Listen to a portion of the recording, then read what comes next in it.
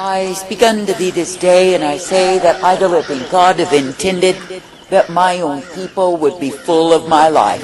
That is, that they would allow themselves the infilling, repeated infilling of my spirit, of my life, my strength, my mercy. For I say it is me, the living God, who is ever present in the spirit to pour forth into my own. But I say, because you are living in a wicked, a vile, a perverse generation, it is not the infilling of my spirit that they receive. But I say, instead, they have chosen to receive the infilling of demons, to receive the infilling of curses rather than blessings. And I say, all the while in their pride, their smugness, their arrogance, they think somehow they get by. I say they do not get by with anything on me, for I am the Almighty, who sees what it is that men do. And I say, if men desire the cup of my wrath rather than the cup of my mercy, I say the same is given unto them. I say, because you are living in a proud and arrogant, a defiant age, I say that men only wax bolder in sin.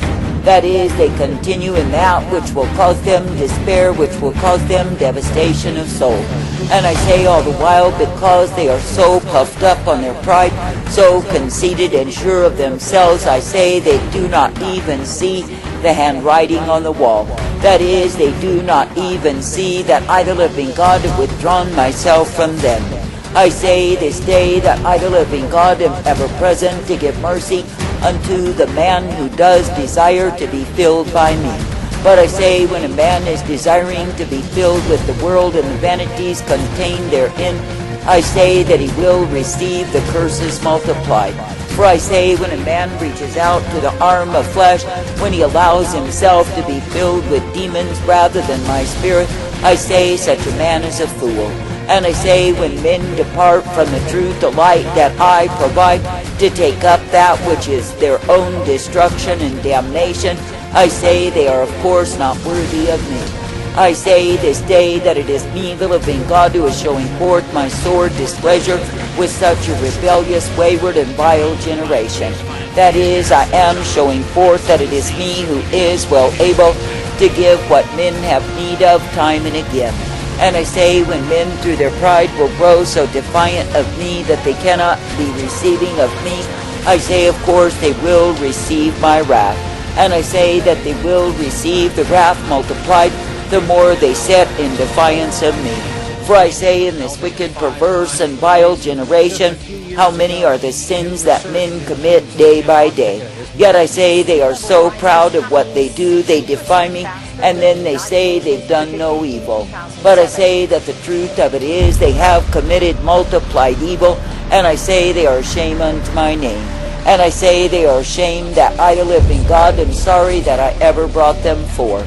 But I say it is me, the living God, who knows exactly how to bring them down, how to devastate them and bring them low.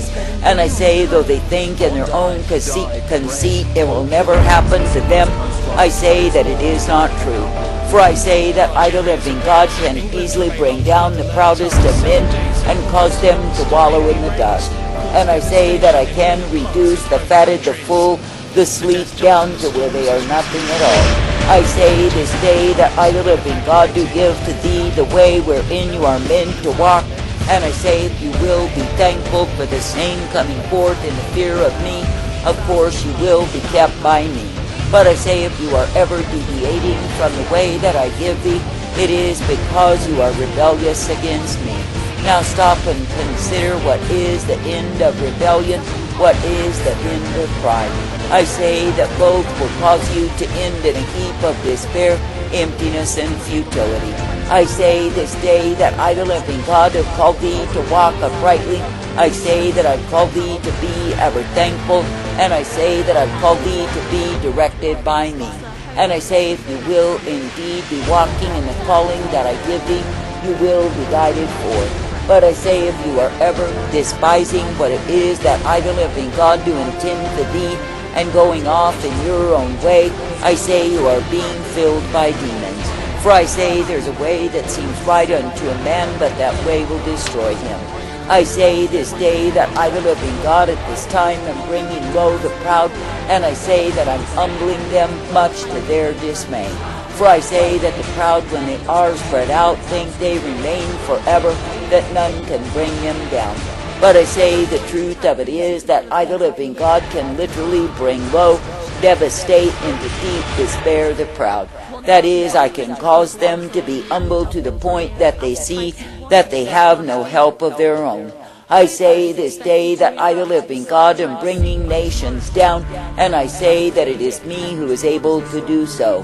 For I say that men with their carnal weaponry, with their carnal warfare, think they can gain the world.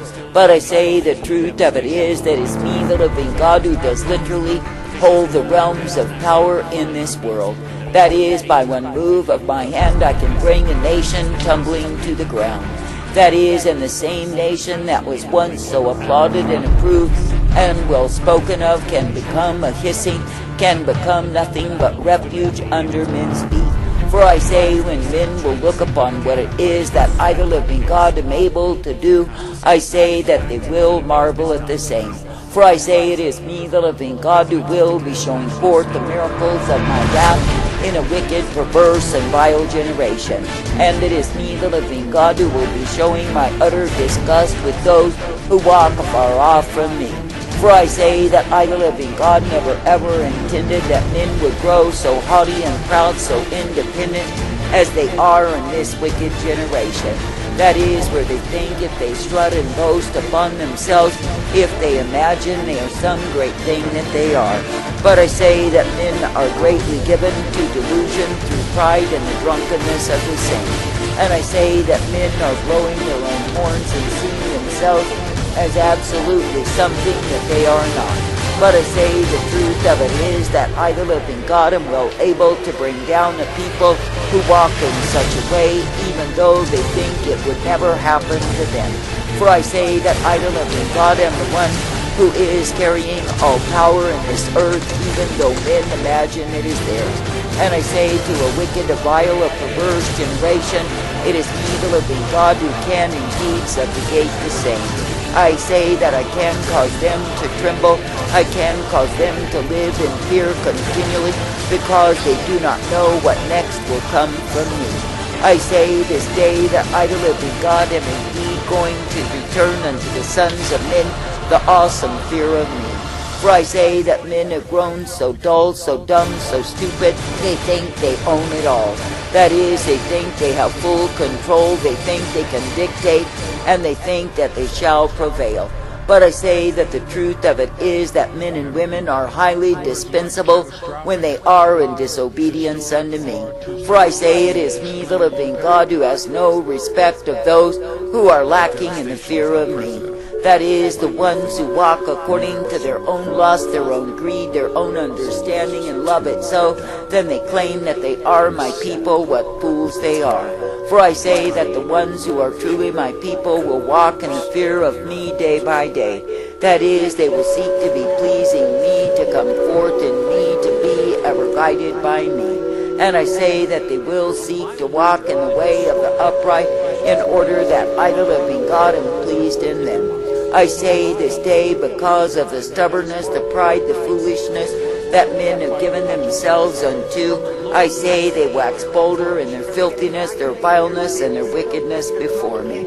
And I say what blinded fools they are to think they live forever, that their bodies are invincible. I say it is not true. For I say that many of them who have flaunted themselves in proud array, strutting and boasting of their filth, their vile, and their misbehaviors before me, I say even now I have smitten with disease. That is, they are incurable, and I say they drag from day to day, wishing they were dead. Now where is their pride? Where is the exaltation? Where is the glory that they thought they had? I say it is nothing but a vapor. It is here and then it is gone. And I say that their lives that they have expended in vanity and foolishness will be gone, and I say they will face hell forever. And I say from all of it, what have they gained? Nothing but their own destruction and their own damnation. I say this day that I, the living God, never called men to behave as fools, to live as fools, to die and perish as fools. And yet I say, when men are so full of pride, blinded by the god of this world, they think somehow they remain forever in their glory state. But I say, how dumb they are not to realize that their glory fades quickly and there is nothing left of them except the dissipated, broken down heap that they become before they die. For I say that idol-loving God am bringing shame to multitudes. I say that I'm devastating them, causing them to be rendered helpless, useless, so they can look upon what they have done. That is, it is me, the living God, who is smiting men with many sicknesses, diseases, and even plaguing them for the sins that they have committed. For I say that is all a part of the cup of my wrath poured out upon them because of their disobedience towards me. And I say, while they think somehow there's a cure for their many plagues, I say there is no cure at all. For I say it is me, the living God, who is indeed plaguing men with many incurable factions in this wicked generation because of their disobedience towards me. I say, if men would choose to walk in obedience unto me, it is me, the living God, who would keep them in soundness of health. But I say that they are indeed smitten again and again and again because of the disobedience they show towards me. And I say, because they do not walk in the fear, the respect of me, I say they pay for the same. And I say they are taken down and down and down until they are nothing but a crumpled heap of despair, only waiting for death. I say this day that I, the living God, never ever intended that men would live and die in such a way, yet I say they bring it to themselves. For I say they continue in rebellion and pride, they continue in stubbornness against me until they are taken down. And I say it is my wrath poured out unto them, that they would be seeing what fools they are. But I say, if they are determined to die as fools, I say that I leave them to the same. Yet I say it is me, the living God, who does bring men low, that by chance they will repent and return unto me. That is, that they will see the stupidity, the darkness of their way, and be ashamed of the same. But I say, when men will continue to go onward and onward and onward in the filthiness, the abomination that they are guilty of, I say they of course take themselves down the road to damnation. And I say that the end of their pride is their own destruction.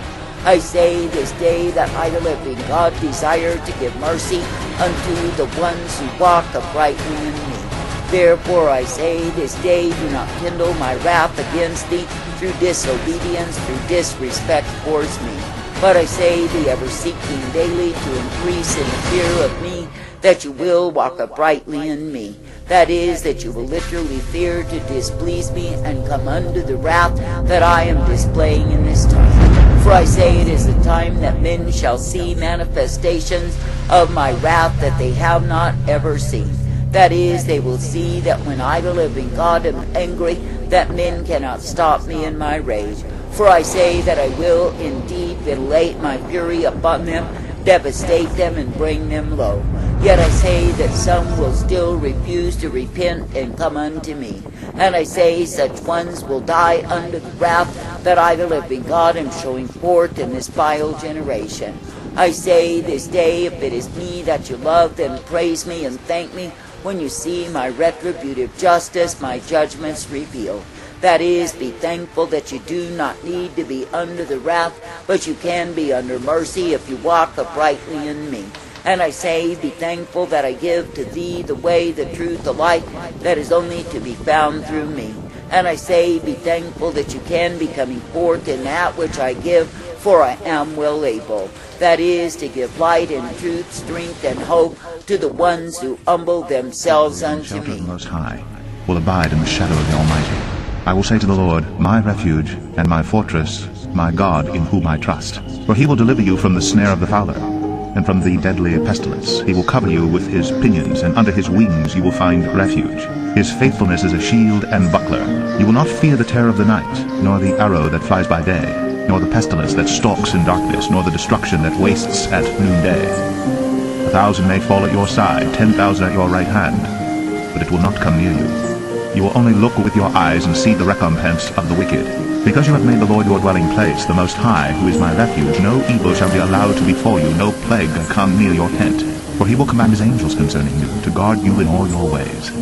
On their hands they will bear you up, lest you strike your foot against a stone.